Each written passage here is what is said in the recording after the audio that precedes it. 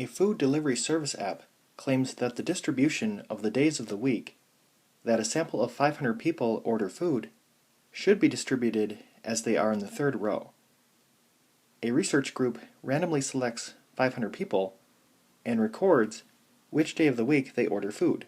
The actual observed results are listed in the second row. At alpha equal to 0.01, test the food delivery service app's claim. So the claim is that the observed equals the expected, and that's the null hypothesis. So the alternative hypothesis is that they are different. Alpha is 0.01. There are 7 categories, meaning the 7 days of the week, so the degrees of freedom are 7 minus 1, or 6. I'm going to enter the observed list into list 1, and the expected list into list 2, and then select the chi-squared goodness of fit test.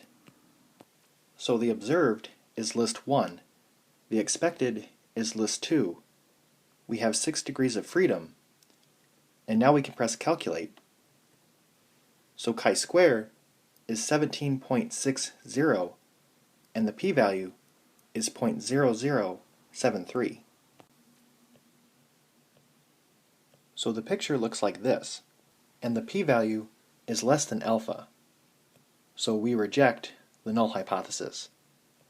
And the conclusion would be, at the 0.01 level of significance, there is enough evidence to reject the claim that the observed distribution and the expected distribution are the same.